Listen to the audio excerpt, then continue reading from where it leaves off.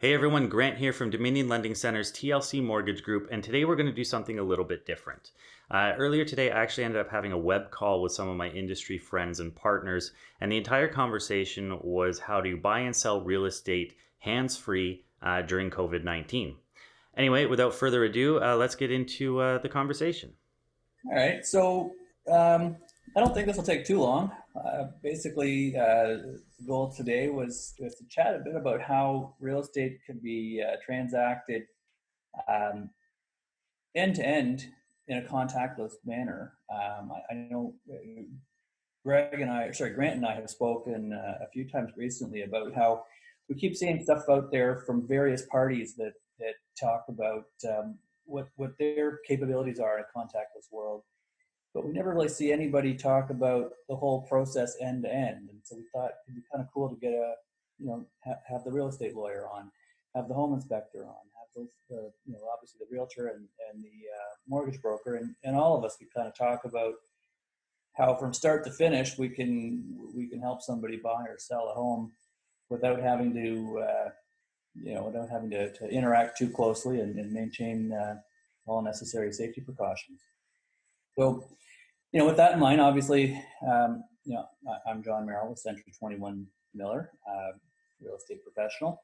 We've got Grant Morris with TLC Lending Group, Mark Ellison, the home coach, and of course, Greg Mallia from Regency Law Group. So, I guess I can start a little bit, talk about how, from a realtor's perspective, what we can do to make sure that we're maintaining all necessary safety precautions. One of the things we do with listings is right off the bat in the broker notes is we'll include a survey talking about what the buyer's potential health status is. But even before that, we're making sure that the home is clean, taking all precautions for showings, and the important thing is making sure that people get a real good vision of that property before they even arrive. So things like virtual tours, floor plans, the virtual tours are fantastic these days. And in fact, the funny thing is the technology has actually been there for a while and has been used to some degree, but not nearly as much as it's going to have to be used going forward. So, the eye guides, the Matterports, obviously video, things like that. That's all available, has been for quite some time, and now we're really starting to see that come into focus. So, we can handle showings remotely. We can handle all the paperwork remotely. DocuSign is a tool I've been using for years, and most real estate professionals, I think, are using some variation of electronic signature, whether it's DocuSign or AuthentiSign, for example. But those products are, they've never been more important than they are today. I can't imagine having to chase signatures down in today's environment. But so that's what it looks like on my end. There really isn't anything that we can't do remotely.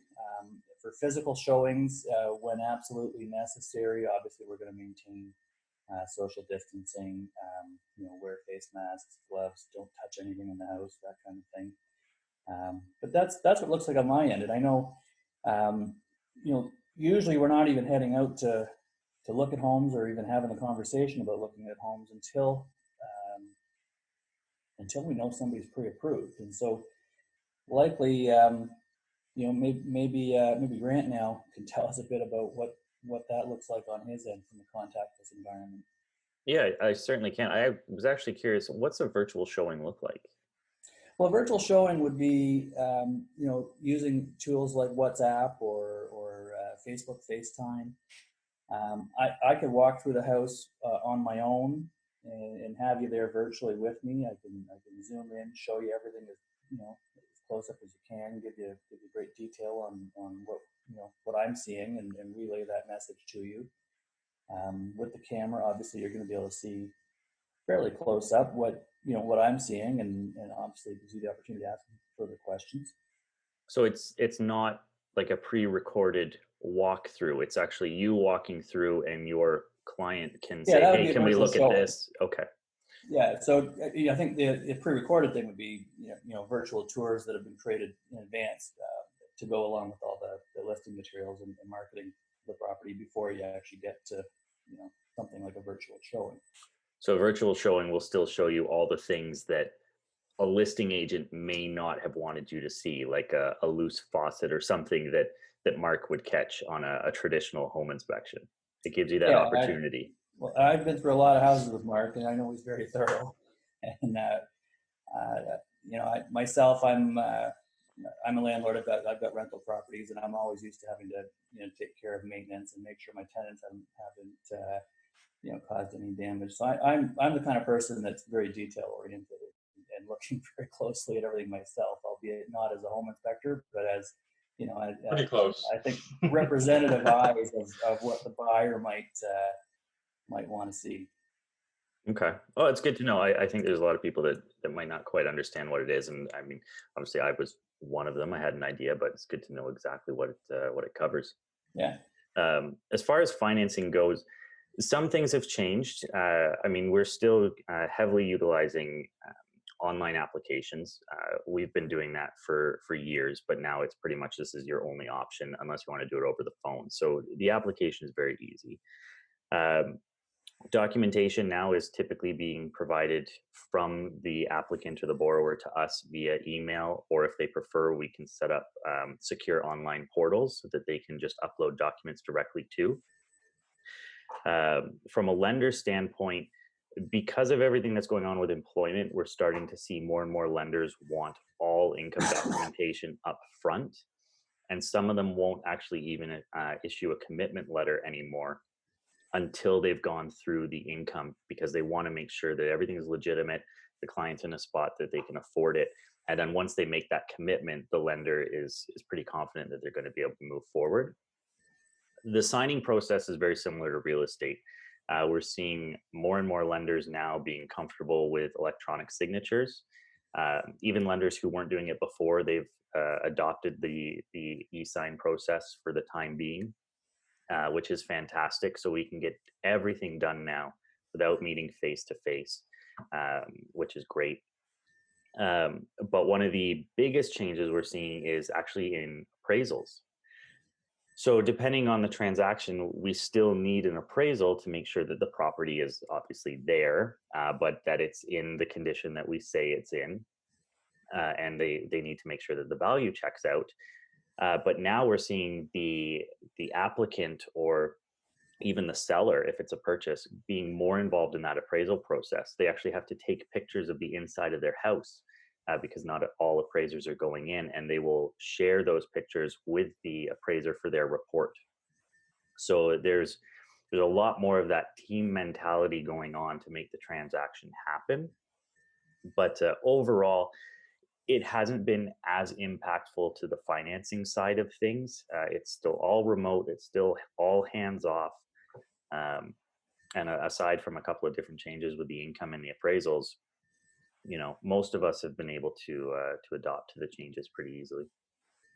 Are you finding that delays are taking place to get appraisals booked, or? Actually, appraisals right now are happening pretty quickly. I ordered 2 at the end of last week, and they've already been completed this week with reports in hand. So that's happening pretty quickly. We're seeing more delays on the lender side of things.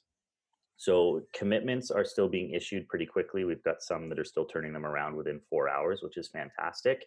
But the documentation review process is taking longer. They're really drilling down on the due diligence, especially with the income piece. That's the big one that lenders are worried about right now is that the income is still stable and it's still coming in.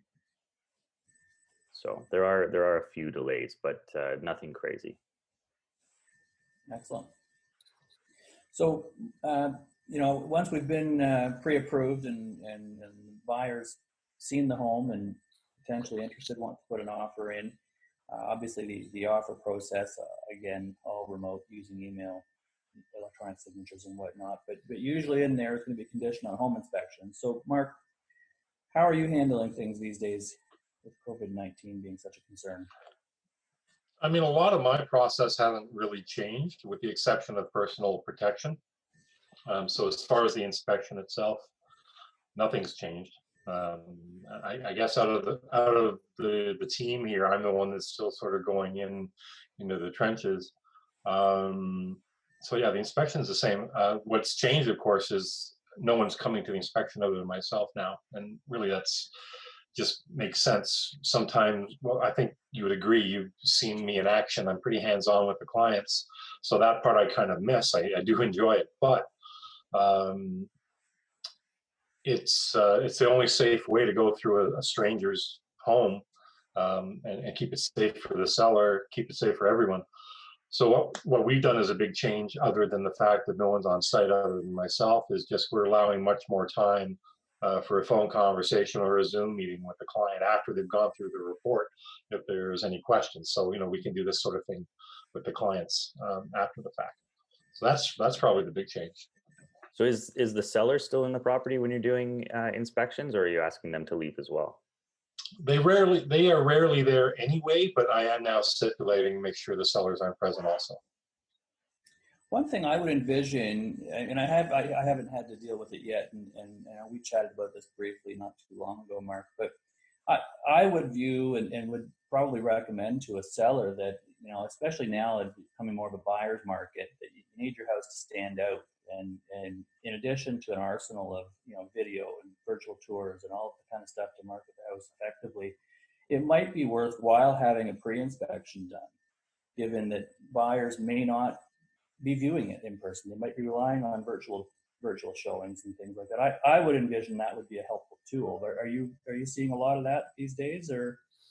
No, we're not. I've been on a few meetings like this where team leads are discussing the idea, but I think there's still that mentality a lot of realtors have, and sellers, that geez, we found something, now we've got to disclose it. But that's kind of really the argument. Yeah, you found something, now you can deal with it, rather than the 11th hour when you've already negotiated, now you got to renegotiate. And buyers are horrible to sellers. So something that might be, I don't know, let's say a crack window, right? Pretty simple. Buyers are probably going to ask for $1,000 off if you got to replace the window. Meanwhile, you could have a company come in and replace just the glass for a couple $100. Yeah. So there's definitely a benefit to doing it, but yeah, that's more or less the mentality is let's keep our heads in the sand and hope the buyer's inspector doesn't find it, I think. Yeah. In the scenario that somebody did do a pre-inspection like that, could you, for an extra fee, extend that to the buyer and have a video walkthrough with them? Yeah, it's something I've been doing since day one, pretty much. So, I mean, the real benefit in having a buyer bring me back in is now my liability will go to them. So we still charge a fair. I mean, our average price is still around $480 to $500. So to do a walkthrough with the buyer, we're still charging $350 for that. But like the warranties that we give, like the 90-day warranty on the home, 5-year on the roof, 1 year on the structure now. Well, that buyer will then get that as well. So that extends it for them. Excellent. So, Greg, you're up. How are we handling the closings? So closings have so far been running pretty smoothly, which we're happy about. How we've managed is we've had lots of discussions with title insurers, with lenders, and with the Law Society about what the rules are regarding verification and identification of clients. So the main concern of all parties involved is we don't want this, the COVID-19 era, to increase the amount of fraud related claims that we're having as a result of the inability to meet face-to-face and verify clients. So each law firm and lawyer has, or at least Regency Law Group has developed a kind of a system that we're using to vet most people, and I think it's been working quite well. So what we do is first you assess where the clients are coming from. If they're coming from a trusted source, such as the three of you gentlemen, then I would call you if I didn't recognize the client's name and just have a brief chat and ask where did they come from, who are they, followed by a phone call with the client. In terms of the meetings, what we're doing is I'm preparing documents and emailing them to the client. We're then doing a Zoom video conference with them. During that meeting, they're providing us with their copies of ID. They're showing me the copies on screen. I'm verifying their signatures over the screen, and then they are physically delivering the documents that are signed to our office and dropping them off that way. Some clients we've been using DocuSign with, that is a little bit of an extra precaution in the sense that I'm also getting electronic copies so that I can verify the date and time at which they were signed, because DocuSign, as you know, gives you that summary, which provides for some form of authenticity of the signature. So no snags yet, no pushback yet from anyone. It's been quite smooth, I would imagine, or I would say the process has been. So we're happy with it. There hasn't been any issues, and this is likely what we're going to be doing for the foreseeable future until we can start meeting clients again in person. So you're using video conference then to go over documents where technology may be available? Yeah, so once the packages are ready, I will email the client a very, very easy to read email, which says, here's your package, it's enclosed, these are the documents you're going to be signing. The same email will also have a link to a Zoom video conference with a password. We set a date and time. Then during the conference, the client will have the documents up in front of them. They'll have obviously the video conference will be live, and I will walk through the documents with them, answer any questions that they have on the conference, and all the while witnessing their signatures and looking at their IDs. And then what about keys? So Keep them in a lockbox? Keys, lock boxes have been popular. So on sales, we will get a lockbox code from the realtor, and then once the deal is closed, we'll provide the code to the purchaser's law firm. A lot of clients still want keys, so what we'll do is give them the option of having the keys picked up at the seller's law firm, so as to avoid the delivery of keys to the purchaser's law firm and then having your client pick them up at your firm. So keys and lock boxes haven't been an issue yet. We've had a couple that have not really thought about it, and then we've been able to guide them on the date of closing, saying just deliver them to the office, and we put everyone in contact with each other. For the most part, people have been cooperative, people have been understanding, and it's been working smoothly. That's excellent. In a real estate Facebook group that I'm a member of, recently a realtor in Ontario, I believe he was in the Barrie area, if I remember correctly, had shared a video that he had recorded in his vehicle, just talking about an experience that he'd had recently in which somebody had hacked into the law firm's server and was able to become familiar with the conversations that were happening between the lawyer and the client, and then created new email addresses that were off just by like one letter. And so nobody noticed, the conversation still flowed. It was an attempt for the hacker to defraud the buyer into depositing money into the wrong account. Fortunately, it was discovered through asking questions. At every step, the buyer called to verify, did you actually send me this email?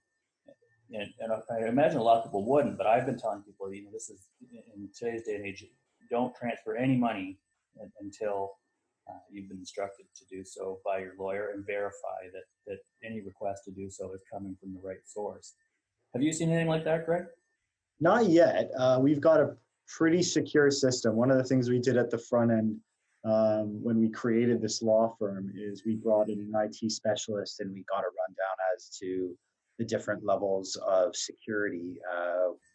We obviously went with the best security we could get, and we have our own server in-house. So what I've been doing, however, is clients are required to still drop off bank drafts. So when they are needing to make payment to us, they are dropping that payment off. When we are making payment to other law firms, we're quite familiar with most law firms and how that process works. So if there were ever to be a scenario where there would be some meddling going on, I would like to think that our experienced staff and myself would be able to catch that. But in terms of checks and balances, clients are delivering most payments. The payments that are being delivered from us to the clients similarly are being given some specific instructions on how to make that happen. Clients are either dropping off their deposit information in person, or they're emailing it to us separately before the date of closing so that we've got it and we're able to confirm with them on closing, this is the account, who's on the account, and that sort of thing. Perfect. And there are a lot of things that are happening on the law side of this that are maybe outside of the individual lawyer's control, right? There are some systems in place that are maybe a little bit archaic right now, like physically having to drop off a payment, and obviously part of the lawyer's job is to witness the signature, which is where electronic signatures aren't being used as prevalently as on the financing or the real estate side of things. So there are certain things that are outside of the control of yourself or any other lawyer that's currently dealing with this, correct? Yeah, that's accurate. We're trying to make everything as quickly and easy as possible for the client without compromising the security of their transaction. I know we've also started a commercial bank procedure here, which is going to streamline the banking for us as well and provide an extra layer of security. So in terms of what we can do within the system that's been provided for us and the rules that have been set down, we are doing everything we can to make things as futuristic and as contemporary as possible. Cool. It's a law Excellent. society, right? Any other questions for anyone else? No. One thing I do want to add, John, I know right now it's, as a buyer, it's kind of a time of uncertainty, and there may be a little bit of apprehension, but there are programs in place that assist buyers. For example, we actually have some lenders that will provide buyers with 12 months of free home warranty service. So things like heating, air conditioning, plumbing, and electrical are all covered for 12 months. So if anything were to happen with one of those major systems, I believe they only pay a $50 deductible, and the insurance company that provides the service would actually manage all the repairs. One of my best friends and another client of mine actually took advantage of this, and one of them ended up getting a brand new furnace out of it for $50. So there are a lot of programs available to help ease, I guess, the tension and the apprehension that some people might be facing when they can't physically walk through a property. So Excellent. That's great. Great info. Okay, well, I want to thank all of you for joining today. And anybody watching this video, if you have any questions, feel free to reach out to any one of us, and contact information will be made available within the post that you see in this video. Okay, thanks everyone. Great. I appreciate it. Mark, Grant, it's a pleasure to see you guys. you as well. Beer soon, hopefully. You got Yeah, If not, back on here. Beer. That's right. That's right. All right, guys. Have a great day. Take care, everyone. Bye.